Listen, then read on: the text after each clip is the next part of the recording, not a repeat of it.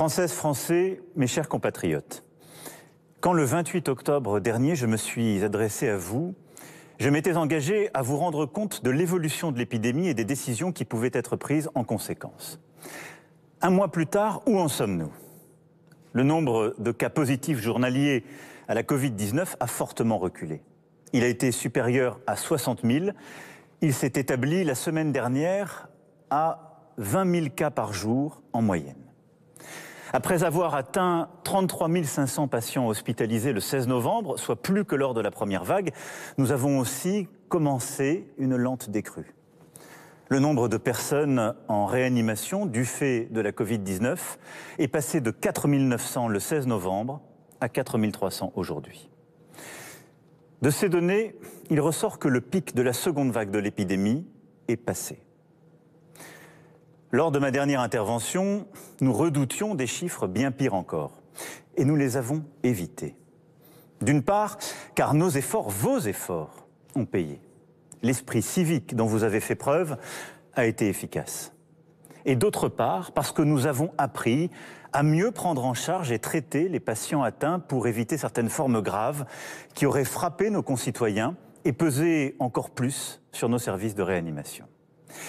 Je veux ici saluer le dévouement des soignants qui, en ville comme à l'hôpital, ont tenu, coopéré, innové, malgré la fatigue et la lassitude. Je salue tous les professionnels, les associatifs, les bénévoles qui ont aussi ici aidé. C'est tous ensemble que nous avons obtenu ces résultats. C'est tous ensemble que nous avons sauvé des vies. Si nous avons réussi à ralentir la circulation du virus, nous ne devons pas perdre de vue nos autres préoccupations sanitaires. Il nous faut d'abord continuer de traiter, parfois de reprendre les soins pour les autres patients. Il nous faut aussi nous préparer à faire face aux conséquences de long terme liées au virus. Des scientifiques et des experts travaillent d'ores et déjà avec l'assurance maladie à un suivi de long terme des malades de la Covid-19. Je demande aussi au gouvernement de préparer une stratégie pour prendre en compte les conséquences psychologiques de la pandémie et des différents confinements. Je sais en particulier combien les personnes âgées, à domicile comme dans les maisons de retraite, combien les personnes en situation de handicap ont souffert et souffrent encore de leur isolement et combien nous devons les accompagner dans la durée. Il nous faut enfin redoubler de vigilance pour prévenir et répondre aux violences faites aux femmes et aux enfants durant cette période de confinement. Certes donc, nous avons freiné la circulation du virus. Mais il demeure très présent en France comme dans tout l'hémisphère nord, en Europe, aux États-Unis, au Canada, en Russie, où il circule encore très fortement. Aujourd'hui, nous avons atteint 50 000 décès dus à l'épidémie. Et si la situation s'améliore globalement dans l'Hexagone et dans nos Outre-mer, dans certaines régions, elle demeure très préoccupante. Nous avons encore devant nous plusieurs semaines pour atteindre les objectifs que j'avais fixés qui permettent de contrôler l'épidémie et donc de stabiliser le nombre de contaminations autour de 5 000 personnes par jour et d'avoir entre 2 500 à 3 000 personnes en lit de réanimation. Aussi, je m'adresse à vous ce soir pour vous dire qu'il nous faut poursuivre nos efforts. Quels sont nos objectifs ? Sauver des vies au maximum, maîtriser l'épidémie, tout en prenant en compte à chaque fois au mieux les autres malades, l'isolement de certains, notre économie et ce qui fait la vie. L'éducation, la culture, le sport, notre art de vivre. Adapter la réponse au territoire, en particulier pour nos Outre-mer, où des plans spécifiques par territoire seront prévus. Pour ce faire, il nous faut continuer pendant plusieurs semaines à éviter nombre d'activités dans des lieux clos qui accélèrent la diffusion du virus et limiter au maximum les rassemblements. À partir de là, je veux pouvoir ce soir nous fixer un cap, un calendrier et esquisser des perspectives. Une nouvelle étape s'ouvrira à partir du samedi 28 novembre matin. Il y a d'abord ce qui ne va pas changer. le confinement adapté et donc le système de l'attestation resteront en vigueur car c'est ce qui nous a permis d'obtenir ces bons résultats. Il faudra donc continuer à rester chez soi, à télétravailler quand cela est possible, à renoncer aux réunions privées, aux rassemblements familiaux et à tous les déplacements non nécessaires. Mais dès samedi prochain matin, plusieurs changements seront réalité. D'abord, les déplacements pour motif de promenade ou activité physique en extérieur seront désormais permis dans un rayon de 20 km et pour 3 heures. Les activités extrascolaires en plein air seront à nouveau autorisées. Pour les cultes, les offices seront à nouveau permis dans la stricte limite de 30 personnes. Enfin, et je sais combien l'attente est grande et combien cela participe à notre quotidien, à la vie de nos centres-villes, de nos centres-bourgs, enfin donc, tous les commerces pourront rouvrir et les services à domicile reprendre, mais dans le cadre d'un protocole sanitaire strict qui a été négocié avec l'ensemble des professionnels que je veux ici remercier. Les commerces et les services pourront donc rouvrir, selon ces règles, jusqu'à 21 h au plus tard. Les librairies, les disquaires, les bibliothèques et archives pourront aussi rouvrir dans ces conditions. La deuxième étape, ce sera le 15 décembre. Le 15 décembre, si nous sommes bien arrivés autour des 5000 contaminations par jour et environ 2500 à 3000 personnes en réanimation, nous pourrons alors franchir un nouveau cap.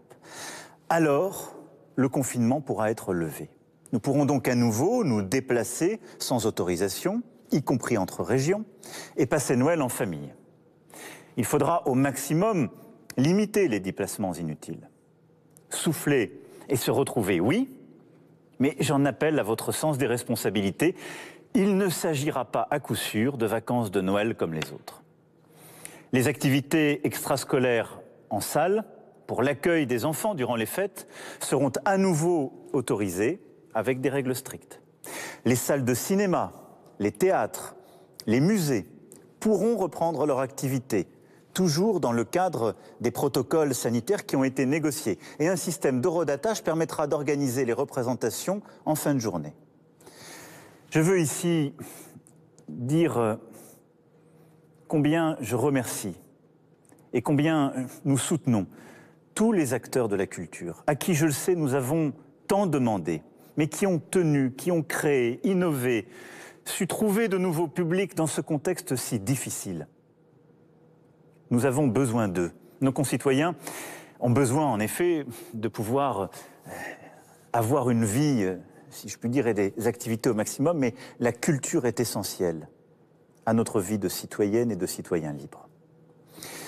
Des contraintes fortes demeureront toutefois durant cette période. Les grands rassemblements seront interdits, ainsi que tous les événements festifs dans les salles allouées. Tous les lieux qui, comme les parcs d'attractions, les parcs d'exposition, sont susceptibles de rassembler un grand nombre de personnes venant de régions différentes, resteront fermés. De même, les bars, les restaurants, les discothèques ne pourront rouvrir leurs portes, malheureusement, durant cette période. Concernant les stations de sport d'hiver, une concertation a été engagée par le gouvernement avec les élus locaux et les professionnels.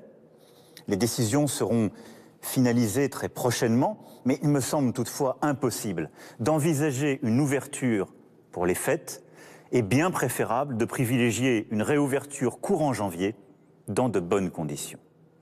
Nous nous coordonnerons sur ce point avec nos voisins européens. La logique de toutes ces décisions est la même. Au maximum, limiter toutes les activités qui multiplient les rassemblements, conduisent les gens à se rassembler sans protection dans des lieux clos et permettre progressivement de rouvrir les activités où l'on peut se protéger et où les distances, où les gestes barrières sont possibles. Partout sur le territoire, durant cette période, donc à partir du 15 décembre, un couvre-feu de 21 h à 7 h du matin sera mis en place. Nous pourrons circuler librement les soirs des 24 et 31 décembre pour partager ces moments en famille, mais les rassemblements sur voie publique ne seront pas tolérés. Durant toute cette période, vous aurez un rôle central pour notre réussite collective. Les réunions privées doivent au maximum limiter le nombre d'adultes ensemble dans une même pièce à un même moment. Et nous devons tous veiller à respecter les règles sanitaires entre nous pour protéger chacun. L'étape suivante sera pour le 20 janvier. En effet, à cette date, nous aurons le recul suffisant au retour des fêtes de fin d'année. Vous le savez, il nous faut toujours une quinzaine de jours pour voir exactement les conséquences de la modification de nos comportements. Et donc, c'est autour du 20 janvier que nous pourrons alors prendre, si cela est possible, de nouvelles décisions d'ouverture. Si le nombre de contaminations demeure en dessous de 5000 cas par jour, les salles de sport et les restaurants pourront rouvrir. Et le couvre-feu pourra être décalé. Les lycées, qui bien souvent aujourd'hui fonctionnent par demi-classe, pourront à ce moment-là être pleinement rouverts avec la totalité des élèves présents durant les cours. 15 jours plus tard, ce sont les universités qui pourront reprendre les cours avec là aussi une présence physique de tous les élèves. Nous ferons ainsi le point tous les 15 jours sur la situation sanitaire et déciderons alors si nous pouvons prendre des mesures supplémentaires d'ouverture ou si, au contraire, il nous faut revenir en arrière pour prévenir tout nouvel emballement de la propagation du virus. Car nous devons tout faire pour éviter une troisième vague, tout faire pour éviter un troisième confinement. Pour cela, et durant les mois qui viennent, nous avons 3 outils entre nos mains. Le premier, c'est l'esprit de responsabilité de tous. Nous ne sommes pas, vous n'êtes pas passifs durant cette crise. Nous avons tous un rôle à jouer. Durant les congés de fin d'année, nous allons tous retrouver nos proches. Nous nous en réjouissons évidemment, et tous dans ces moments-là. Nous sommes tentés de baisser la garde, de relâcher la pression. Mais si nous ne voulons pas subir demain un troisième confinement, nous devons redoubler de vigilance. Protégeons nos proches, en particulier les plus vulnérables. Portons le masque, y compris à la maison lorsque nous sommes avec des amis ou avec des parents qui n'habitent pas au quotidien avec nous. Veillons à ne pas être trop nombreux à table. Appliquons scrupuleusement tous les gestes barrières. Se laver les mains, respecter les distances, aérer toutes les heures les pièces. C'est du bon sens et de l'exigence, mais chacun de nous a entre ses mains une partie de la solution.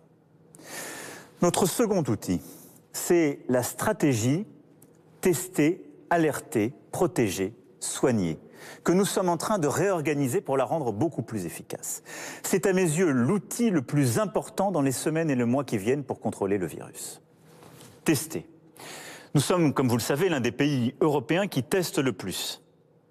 Mais début janvier, aucun test ne devra mettre plus de 24 heures entre la demande de test et son résultat. Ce sera vrai des tests PCR que nous continuerons de déployer. Quant aux tests antigéniques, qui permettent d'obtenir un résultat en moins de 30 minutes, ils seront utilisés massivement, en particulier pour les personnes qui ont des symptômes ou lorsqu'il faut dépister rapidement, par exemple dans une école ou dans une maison de retraite. En la matière, les innovations continuent de se poursuivre et permettront, je l'espère, de faire encore mieux et plus simplement. Alerter. Nous devons, dans les prochaines semaines, améliorer notre organisation afin de casser beaucoup plus rapidement les chaînes de contamination à la racine, en identifiant plus complètement l'ensemble de ce qu'on appelle les cas contacts, c'est-à-dire toutes celles et ceux qui ont été exposés à quelqu'un qui a la Covid-19. L'application Tous Anti-Covid, que vous êtes près de 10 millions à avoir téléchargée, et il faut continuer, est essentielle pour les identifier. Utilisons-la au maximum dans les commerces et lorsqu'ils ouvriront, dans les restaurants, dans les lieux de culture, partout où nous nous rassemblons. Elle est une aide précieuse pour appuyer l'assurance maladie. D'ores et déjà, plus de 10 000 personnes appellent chaque jour les cas contacts. Et nous allons continuer de former, d'engager de nouveaux volontaires pour encore nous améliorer. Protéger. Je souhaite que le gouvernement et le Parlement prévoient les conditions pour s'assurer de l'isolement des personnes contaminées, y compris de manière plus contraignante. Un vrai débat démocratique doit se tenir. Mais si nous voulons éviter un confinement, nous devons être plus contraignants à l'égard de celles et ceux qui ont le virus. Ces personnes seront accompagnées sur le plan matériel, sanitaire, psychologique. Cette nouvelle stratégie associera, outre les services de l'État, les maires et leurs services, comme les associations concernées. Soigner, traiter. Beaucoup de progrès ont été faits et nous pouvons nous féliciter de la mobilisation de nos soignants. Nous devons continuer d'améliorer la prise en charge et le traitement dès le diagnostic en médecine de ville et à l'hôpital pour réduire encore davantage les formes graves. Le troisième outil, enfin, qui nous permettra de faire face au virus durant les prochaines semaines et les prochains mois, et pour nous tous une formidable lueur d'espoir, c'est le vaccin. Notre stratégie repose sur plusieurs vaccins. Certains seront disponibles dès la fin décembre, début janvier, et une seconde génération arrivera au printemps. Notre plan en la matière est clair. D'abord, sécuriser le nombre de doses. Nous l'avons fait avec l'Union européenne et la Commission, en achetant auprès des producteurs, en nous mettant en capacité d'en produire en maximum en Europe, et le nombre de doses étant réparti en fonction de la population de chaque État membre. Les premiers vaccins, sous réserve des résultats des essais cliniques, pourront être administrés dès la validation des autorités sanitaires compétentes. Ensuite, garantir la sécurité sanitaire. Un comité scientifique sera chargé du suivi de la vaccination. Un collectif de citoyens sera aussi mis en place pour associer plus largement la population. Et je tiens à ce que celle-ci se fasse dans un cadre totalement transparent. La vaccination doit se faire de manière claire, transparente, en partageant à chaque étape toutes les informations, ce que nous savons comme ce que nous ne savons pas. Et je veux aussi être clair, je ne rendrai pas la vaccination obligatoire. Enfin, nous allons organiser une campagne de vaccination rapide et massive au plus près des personnes. La Haute Autorité de Santé présentera dès les jours à venir ses recommandations. Les autorités sanitaires, avec l'État, les collectivités locales, définiront les modalités pratiques du déploiement des vaccins, avec les hôpitaux, les maisons de retraite et l'ensemble des médecins de ville.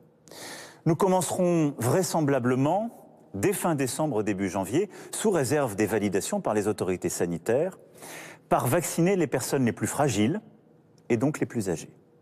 Des étapes successives seront présentées afin progressivement de permettre la vaccination du plus grand nombre. Vous le voyez, le retour à la normale ne sera donc pas pour demain, mais nous pouvons, j'en ai la conviction, maîtriser l'épidémie dans la durée. Nous avons les moyens, collectivement, de réussir à maîtriser puis vaincre ce virus. Chacun a un rôle à jouer, chacun a une responsabilité à tenir. Nous avons dans le même temps à faire face à une crise économique et sociale inédite. Elle est la conséquence du premier confinement et de ce que nous sommes en train de vivre. Je vous l'annonçais dès le mois de juillet dernier.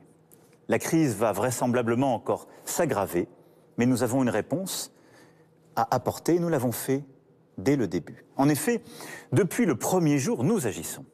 Pour les salariés, avec le chômage partiel, pour les plus précaires, avec des aides ponctuelles et la prolongation des droits, en particulier pour les chômeurs, pour les entreprises et les indépendants, avec notamment les prêts garantis par l'État, les annulations et reports de charges, le fonds de solidarité. Quoi qu'il en coûte n'a pas seulement été une formule, mais bien des actes et une réalité. Nous avons renforcé cette réponse lors de la deuxième vague. Et je veux ici remercier le Premier ministre et l'ensemble du gouvernement qui, en concertant, en travaillant, a permis de compléter les choses. De nouvelles aides sociales ont été décidées. 150 € seront versés en fin de semaine aux bénéficiaires du RSA et de l'allocation de solidarité spécifique, aux étudiants boursiers et aux jeunes de moins de 25 ans non étudiants touchant les allocations logement. 100 € par enfant seront versés pour les familles bénéficiant des APL. Au total, 4 millions de familles et 1 300 000 jeunes seront aidés.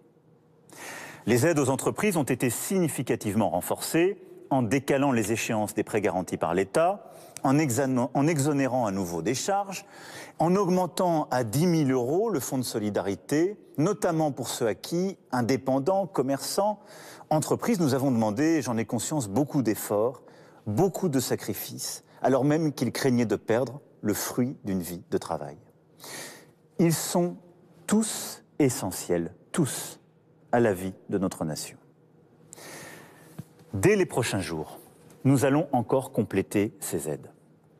En plus des dispositifs déjà existants, les restaurants, les bars, les salles de sport, les discothèques, tous les établissements qui resteront fermés administrativement se verront verser, quelle que soit leur taille, 20% de leur chiffre d'affaires de l'année 2019, si cette option est préférable pour eux aux 10 000 € du fonds de solidarité. Je sais les sacrifices que nous avons demandés à beaucoup de ces entrepreneurs. Je sais combien nos restaurateurs, les entrepreneurs que nous avons fermés administrativement, veulent surtout travailler. Ils ne veulent pas être aidés. Ils veulent pouvoir continuer à se lever tôt le matin et à faire ce qui est leur travail et en même temps leur passion. J'ai conscience du sacrifice que nous leur demandons. C'est pourquoi nous allons apporter cette aide encore exceptionnelle jusqu'au 20 janvier prochain, je l'espère, date à laquelle nous pourrons les réouvrir.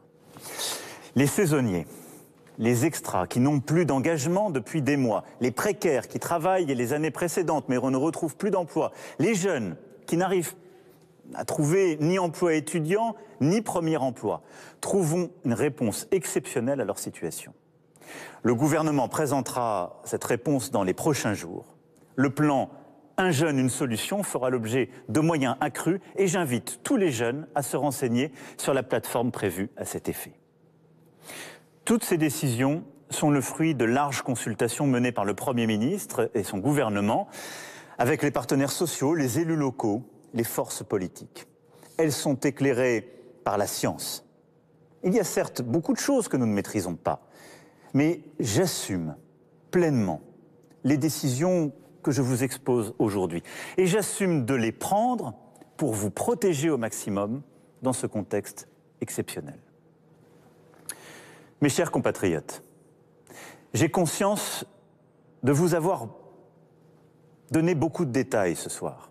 Mais je pense que c'était nécessaire pour vous permettre de vous figurer dans les prochaines semaines comment nous allons nous organiser si chacun nous tenons notre rôle. Il y a toujours beaucoup d'incertitudes. Et il nous faut garder en la matière beaucoup d'humilité, ce virus nous l'a appris. Mais je ferai tout ce que je peux pour me battre à vos côtés, pour vous protéger et réussir à maîtriser cette épidémie. Cette épreuve qui dure depuis bientôt 1 an est difficile pour chacun de nous. Et nous ne sommes pas au bout. Et je ne veux pas que nous nous laissions aller ni à la résignation, ni à la colère. Je suis optimiste, car toute crise comporte une part de progrès, une part d'espérance. Regardez comme ces 9 derniers mois nous ont permis aussi de réussir ce que longtemps nous avions pensé impossible. Nous avons su rendre notre État plus efficace pour faire face à l'urgence sanitaire comme économique.